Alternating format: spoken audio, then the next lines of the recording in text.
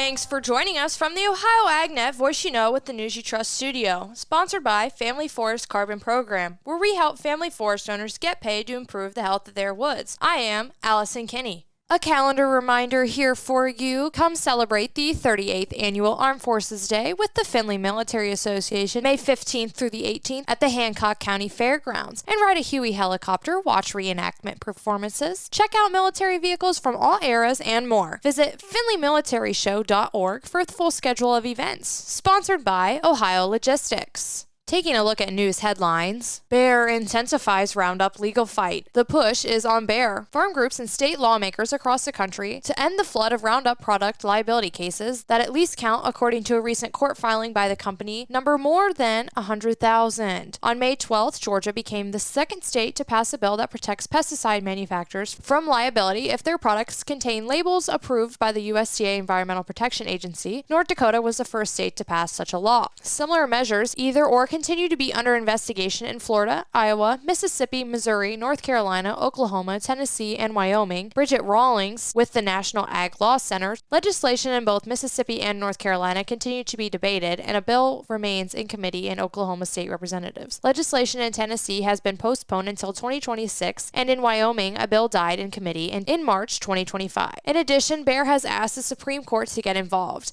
In April, Bayer filed an appeal to the court and argues that because there is a circuit court split on the question of whether federal labeling laws pre-admit state labeling laws, the High Court needs to resolve that split. Now, let's take a look with our weekly update from the Ohio Soybean Council and your checkoff dollars at work. I'm joined today by Stephanie Karoff. Stephanie is a field specialist in agronomic systems and an assistant professor at OSU Extension. Stephanie, we are at the middle of May, essentially, and in a sense, in my mind at least, that's sort of the middle of planting season. As you look around the state of Ohio, a lot of crops went in early, some of those uprowable, looking good, some maybe struggled a little bit with a lot of that rain we had. For fields that haven't been planted yet, as we look ahead to the coming weeks, it's touch and go depending on what rains fall and when guys can get back at it again. At what point in the calendar do you think folks need to start reevaluating either their planting populations or potentially the varieties they're going to plant? Yeah, that's a great question, Dusty. And we're really not at that point in the calendar year. So we're still in May. Some promise with that weather forecast, depending on if we can get in this weekend or if it's going to be later than that.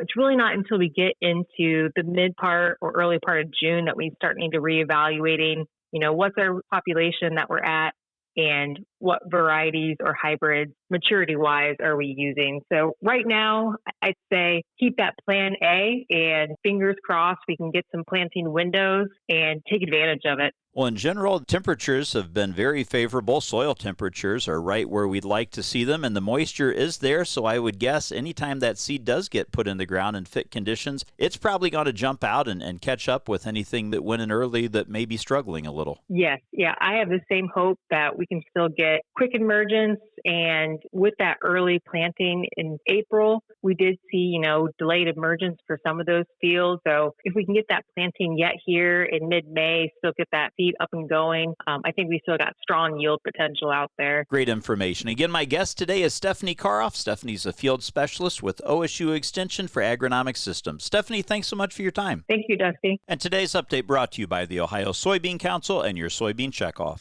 Also in the headlines, Texas lawmakers propose a bill to fight the New World screwworm. The spread of New World screwworm closed the border for cattle coming into the United States from Mexico on May 11th and has led to the introduction of the Stop Screwworms Act to fund opening a sterile fly facility in the United States. The National Cattlemen's Beef Association supports the development of a sterile fly facility in the United States due to the movement of the New World screwworm farther north in Mexico. NCBA was in support of the border closing to Mexican shipments of cattle, horses, and bison to protect U.S. agriculture. The long-term eradication of the pest requires the sterile insect technique. The current facility in Panama has a hard time keeping up with production, and another facility would help prevent the spread. USDA eradicated New World screwworm from the U.S. in 1966 using the sterile insect technique and was used successfully again in 2016 in the southern Florida Keys when found in deer. This process has been used in Mexico and Latin America with the current outbreak. Trade restrictions remain in place for live cattle, bison, and horses from Mexico through land border ports.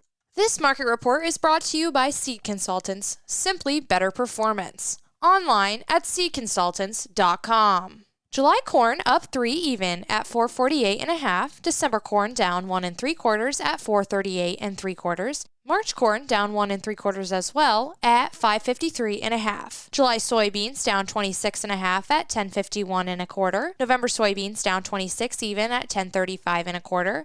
January soybeans down 25 1/4 at 1046 3/4. July wheat up 8 even at 532 3/4, and September wheat up 7.5 at 546 1/2. Taking a look at livestock, June live cattle down 277 at 211.17. August live cattle down 352 at 205.85. June lean hogs up 185 at 170. July lean hogs up 167 at 104.12. August feeder cattle down 615 at 295.82. And June 3 class milk up 61 cents at 19.40. This is the Ohio AgNet.